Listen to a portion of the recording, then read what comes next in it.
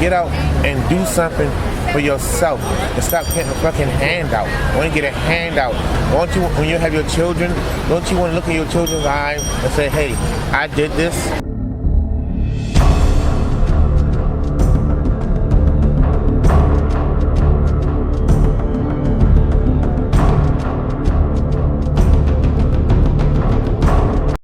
Well, if you don't like this guy, you don't like anybody. So this guy's standing off to the side, looking at my stuff.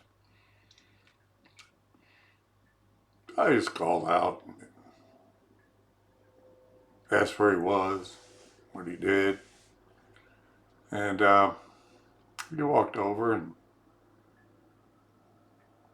started talking. And I just let him talk because I liked what he said. And you gotta like what he said too.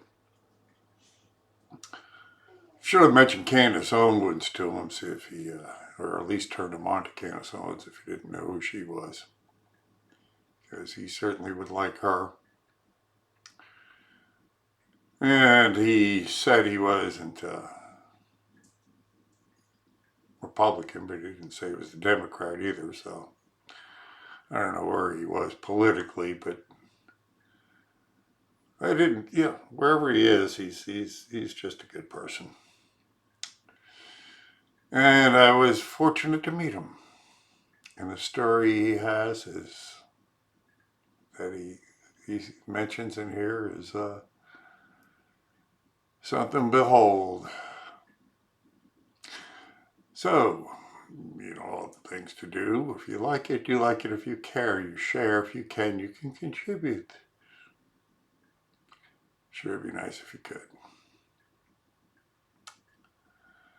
All right, thanks for stopping by. I'll see you on the other side. As long as people are respectful about it, Amen. Everybody gotta live their own life, and everybody, the presidency, he has his good points, he has his bad points. Who's the perfect president? Nobody. Thank you. But but people just stop making all these bullshit stories. Thank you. And everything, and deal with the facts, and deal with today's issues on what reflects you. Thank you. Everybody, I'm not a Republican, but I respect the office of the presidency.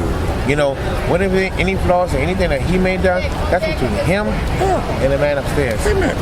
You don't mind to judge anybody. I think it's a small percentage that make the noise, that cause the trouble.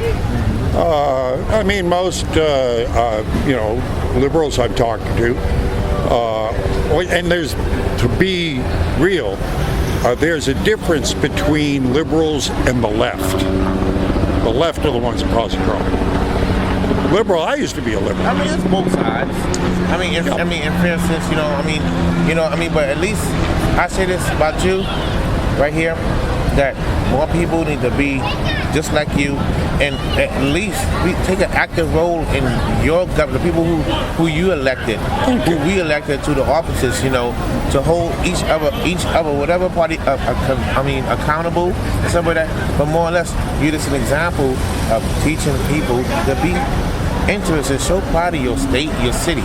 I'm saying? People on welfare, I say people who get on welfare, I think they should do community service or something, to contribute back to the community, because I think it's astonishing how the system abuses welfare.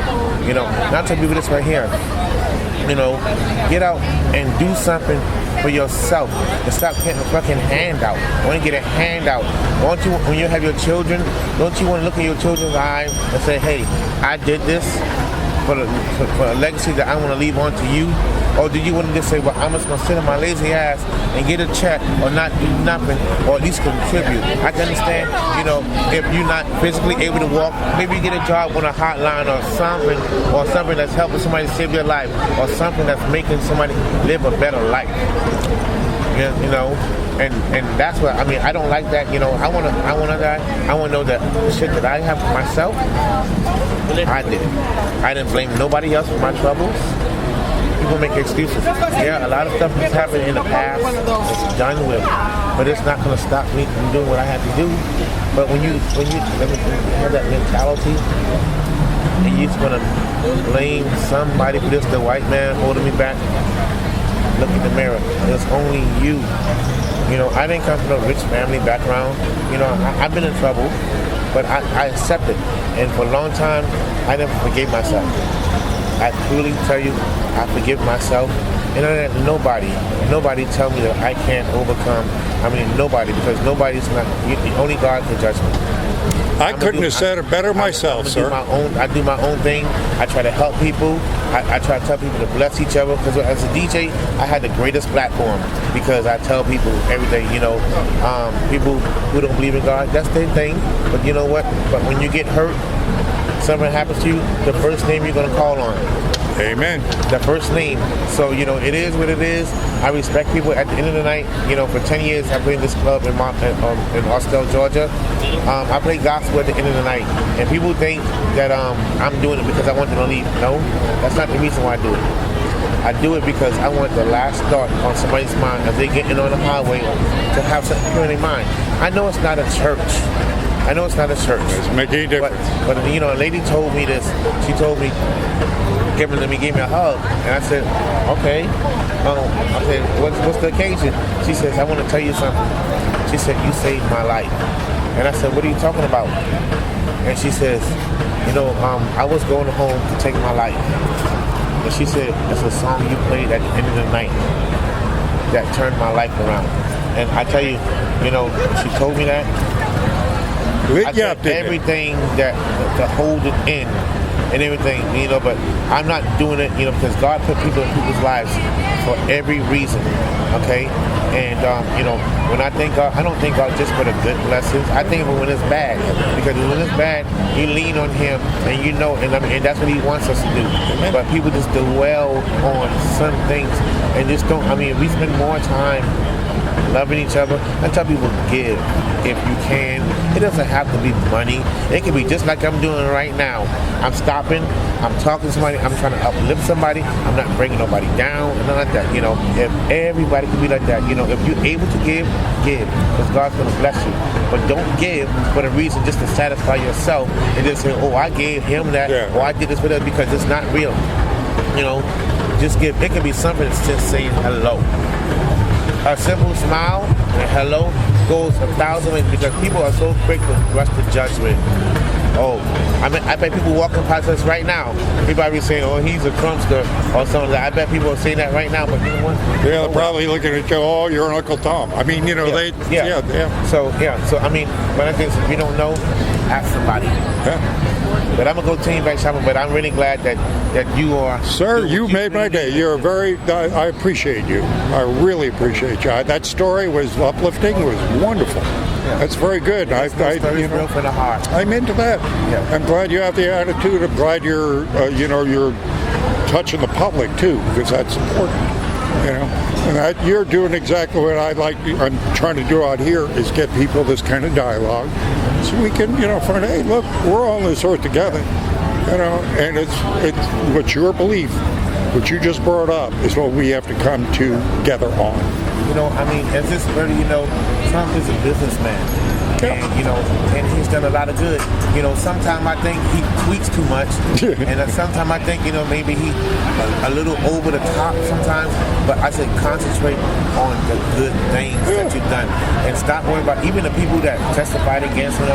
Leave the impeachment alone and stop.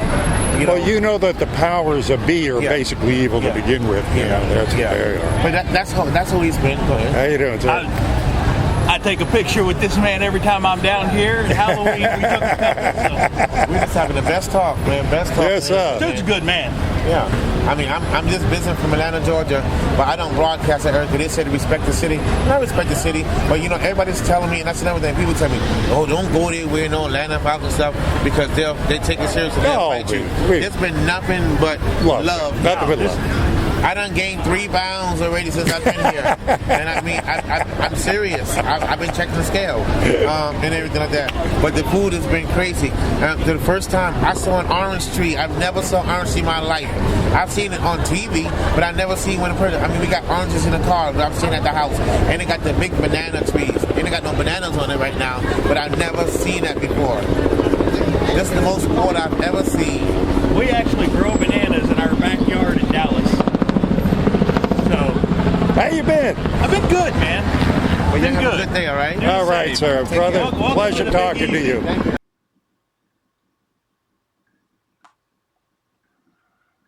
Not a bad guy, huh? Yeah.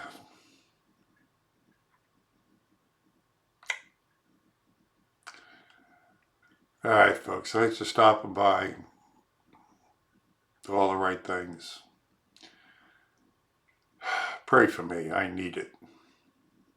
Thank you. See you on the streets.